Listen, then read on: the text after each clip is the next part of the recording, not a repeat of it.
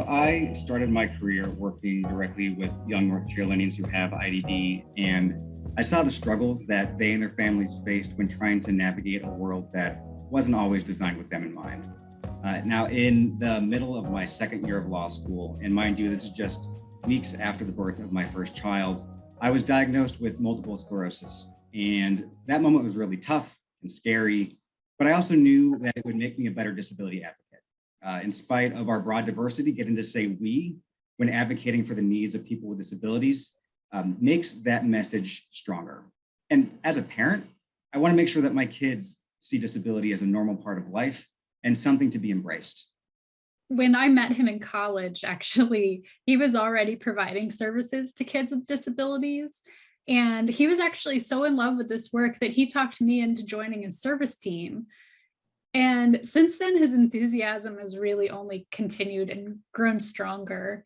Whether he's running a national clinic for the largest national autism study, or changing the law so kids with disabilities aren't funneled into prisons, or using his own lived experience with MS to make lives better for other people, his whole being is just shaped around his work. Even as a parent, Matt makes sure that our family normalizes disability.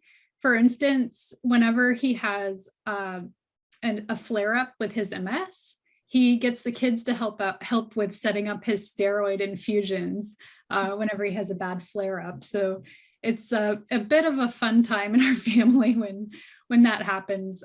Just trying to kind of show the silver lining. The kids get to be more involved with his care, and they love it.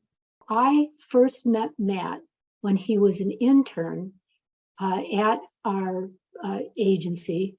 And I also knew his mother, which is unusual to know the mothers and the family members of interns that get placed. And so my first impression of him was that he was, first of all, young and very earnest. He was very committed to helping people with disabilities, I think in part because of the experience, his personal experience, as well as living in a family that was committed to working with people with disabilities. Really, it brings me a lot of joy to bring elegance to our complicated system where I can. I did a lot of other advocacy on a number of disability policy issues, but in 2017, there was a federal effort to dismantle the Affordable Care Act and some critical parts of Medicaid. Now, I wrote an op-ed in The Hill called The Conservative Case for Saving Medicaid, which went viral and helped play some small role in keeping that legislation from passing. And it was actually because of that op-ed that North Carolina DHHS approached me to join their leadership team.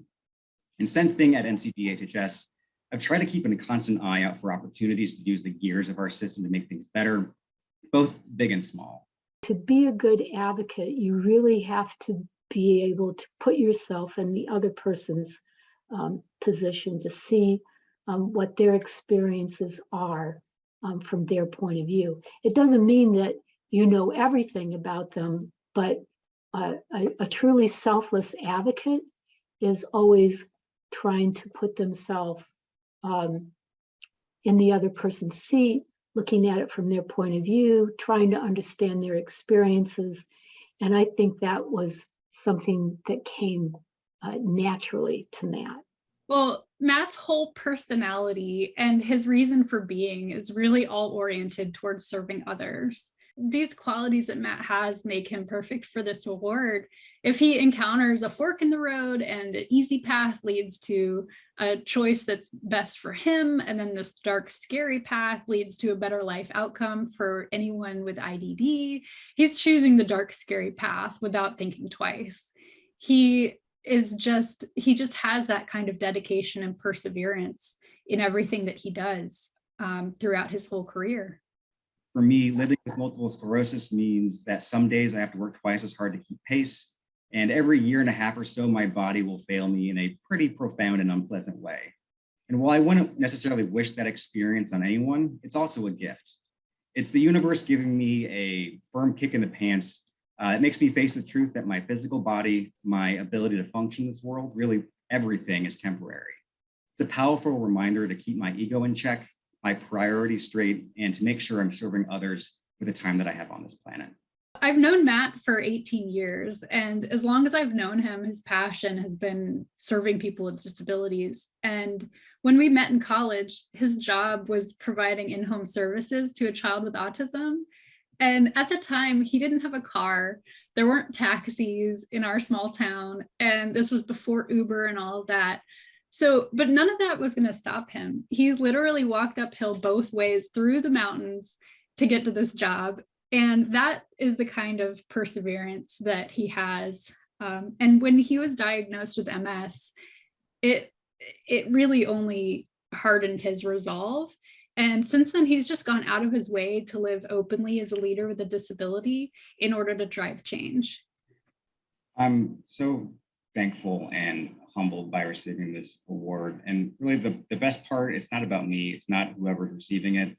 There are so many passionate advocates who do incredible work in this space. And the work we do is often hard and messy and in the trenches, and progress is rarely measured in a straight line.